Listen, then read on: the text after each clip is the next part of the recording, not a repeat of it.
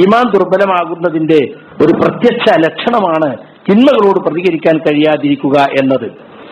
എത്ര വലിയ തെറ്റുകൾ കണ്ടാലും പ്രതികരിക്കാൻ കഴിയുന്നില്ല. മുമ്പൊക്കെ ആണെങ്കിൽ ഒരു തെറ്റ് കണ്ടാൽ ഞാൻ അപ്പൊ പറയുന്നു, എന്നെക്കൊണ്ട് കഴിയുന്ന രൂപത്തിൽ തടയാൻ ശ്രമിക്കുന്നു. ഇപ്പൊ എനിക്കത് സാധിക്കുന്നില്ല. കണ്ട് അതിനകത്ത് നമ്മൾ പറയാൻ പോണ് എന്നൊരു ഉദാസീന മനോഭാവത്തിലേക്ക് നമ്മൾ എത്തുന്നുണ്ട്. നബി സല്ലല്ലാഹു അലൈഹി വസല്ലമയുടെ ഹദീസ്, മൻ റആ മിൻകും മുൻകറൻ ഫൽയുഗയ്യിർഹു ബിയദി, നിങ്ങൾ ആരെങ്കിലും ഒരു നിഷിദ്ധമായ കാര്യം, ഇസ്ലാമിക ദൃഷ്ട്യാ തെറ്റായ ഒരു കാര്യം കണ്ടാൽ അവൻ കൈകൊണ്ട് അതിനെ തടയട്ടെ. ഫഇൻ ലം യസ്തതി, അതിന് കഴിയില്ലെങ്കിൽ ഫബിലിസാനിഹി, നാവുകൊണ്ട്. ഫഇൻ ലം യസ്തതി, അതിനും കഴിയാത്ത ഒരു നിസ്സഹായാവസ്ഥയാണെങ്കിൽ അപ്പൊ മാത്രം എന്ത് പറഞ്ഞത്, ഖൽബ് കൊണ്ട് വെറുത്തിട്ട് മാറിപ്പോരാണ്. അപ്പൊ ഒരു വല്ല നിലക്കും കഴിയുമെങ്കിൽ എന്ത് വേണം, നാവുകൊണ്ടെങ്കിലും എതിർക്കണം. നിങ്ങൾ വീട്ടിനകത്താ നടക്കുന്നത്, നിങ്ങൾ ഗൃഹനാഥനാണെങ്കിൽ ശക്തി ഉപയോഗിച്ച് തന്നെ തടയണം. നിങ്ങൾ ഭരണാധികാരിയാണെങ്കിൽ നിങ്ങളെ ഭരണ കേന്ദ്രത്തിൽ നടക്കുമെങ്കിൽ നിങ്ങൾ തടയണം. എന്നിട്ട് ഹൃദയം കൊണ്ട് വെറുക്കുക എന്നുള്ളതിനെ പറ്റി പറഞ്ഞെന്താ, വദാലിക അദ്അഫുൽ ഈമാൻ, അത് ഈമാനിന്റെ ഏറ്റവും ദുർബലമായ സ്റ്റേജ് ആകുന്നു. അപ്പൊ ഈമാൻ കുറഞ്ഞു വരുന്നതിനനുസരിച്ചാണ്. ഏറ്റവും നല്ല ഈമാൻ ഉണ്ടെങ്കിൽ അയാള് തടയുന്ന ചെയ്യും. അതിനേക്കാൾ കുറച്ച് ഈമാനുള്ളവൻ നാവ് കൊണ്ട് എതിർക്കും. അത്ര ഈമാനില്ലാത്തവൻ എന്ത് ചെയ്യാ, ഹൃദയം കൊണ്ട് വെറുക്കുക. നമ്മൾ സാധാരണ പറയണ്ട, ഞാനത് വെറുത്തു, നമ്മൾ ഇവിടുന്ന് അങ്ങോട്ടാ തുടക്കുക അല്ലേ. നമ്മളെന്തിനാ പറയാൻ പോണേ, നമുക്ക് കിട്ടില്ലേ നമ്മളുടെ പോന്നാ പോരെ. ഇനി അങ്ങനെയാണെങ്കിൽ തന്നെ ഒന്ന് പറഞ്ഞാൽ പോരെ, അങ്ങനെ തടുക്കാനൊക്കെ വെക്കണോ? നമ്മൾ പറയാ ഇത് തെറ്റാണ്, എന്തൊക്കെ കൊണ്ടിങ്ങനെ അങ്ങനെ ചെയ്താൽ പോരെ, ഒന്ന് പറയണ്ട ആദ്യം, എന്നിട്ടല്ലേ തടയാ.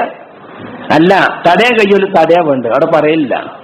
അത് കഴിയാത്തോടത്ത് എന്തല്ലേ പറയല്. അതിനും കഴിയാത്ത ദുർബലമായ ഈമാൻ ഉണ്ടെങ്കിലാണ്.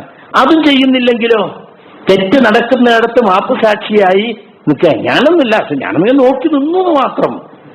അതിന്റെ അർത്ഥം എന്താ, ഹൃദയം കൊണ്ട് വെറുത്തയാൽ മാറിപ്പോരുന്നു പോലുമില്ല.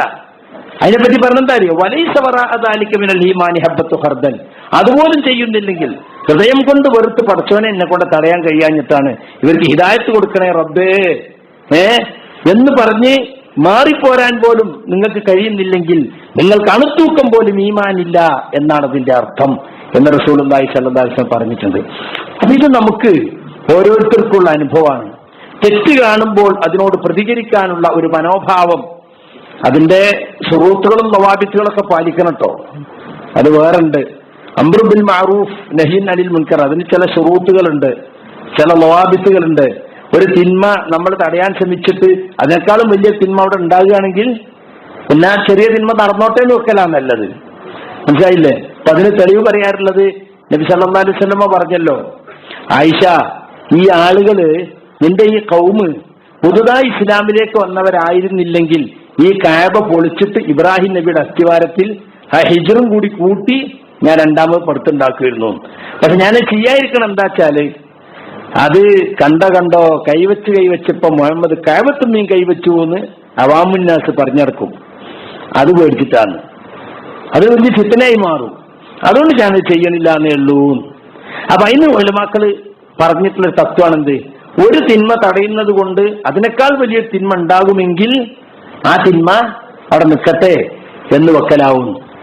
ഇപ്പോ മദീനത്തെ പച്ചക്കുബ്ബ എന്താ, അതാണ് തകർത്തൂടെ ചിന്തിക്കണ്ടേ? അബ്ദുൽ അസീസ് രാജാവ് തകർക്കണമെന്നൊക്കെ വിചാരിച്ചതാണ്. പക്ഷെ അതുകൊണ്ട് ലോകം മുഴുവനും കണ്ടോ റസൂലുള്ളാഹിന്റെ ഖബർ പൊളിച്ചോ എന്ന് ഖുറാഫികളൊക്കെ പ്രചരിപ്പിച്ചിട്ട് ഈ ദഅവത്തിനെതിരിൽ വലിയ കോലാഹലം ഉണ്ടാകും. ചില ആളുകൾക്ക് അതിന്റെ പേരിൽ സൗദി എംബസിക്ക് മുമ്പിൽ വന്നിട്ടൊക്കെ ആത്മഹത്യ ചെയ്യാനും മരിക്കാനും ഒക്കെ സാധ്യതയുണ്ട് അല്ലേ? അത്രമാത്രം സമ്മർദ്ദങ്ങൾ. ഇവിടുന്ന് പിന്നെ മറ്റേ മൗലാന മുഹമ്മദ് അലി പോലത്തെ ആളുകളൊക്കെ ഇവിടുന്ന് പോയി എന്നാറുന്നത് തുടരുകയും പറയാൻ. അപ്പൊ ലോകം മുഴുവൻ ഖുറാഫികൾ അതൊരു ഇഷ്യൂ ആക്കിയിട്ട് ഒരുപാട് ഫിത്ന ഉണ്ടാവുന്നുള്ളത് കൊണ്ടാണ് സൗദി ഗവൺമെന്റ് ഇത് ചെയ്യായിരുന്നത്, ആ പച്ചക്കുബ്ബാടെ നിലനിർത്തിയിട്ടുള്ളത്. ഇങ്ങനെ ഒരു ഉദാഹരണം പറഞ്ഞതാണ്. അപ്പൊ അതുകൊണ്ട് നഹ്യും അനിൽ മുൻകർ എന്ന് പറയുമ്പോ അത് അതിന്റെ ശുറൂത്തുകളും നവാബിത്തുകളും ഒന്നും നോക്കാതെ അത് ചെയ്താൽ അതുകൊണ്ട് വേറെ ഫിത്ന ഉണ്ടാവും. അത് വേറെ വിഷയമായതുകൊണ്ട് ഞാൻ അതിലേക്ക് കടക്കുന്നില്ല. ഈമാൻ ദുർബലമാകുന്നതിന്റെ ഒരു പ്രത്യക്ഷ ലക്ഷണമാണ് തിന്മകളോട് പ്രതികരിക്കാൻ കഴിയാതിരിക്കുക എന്നത്.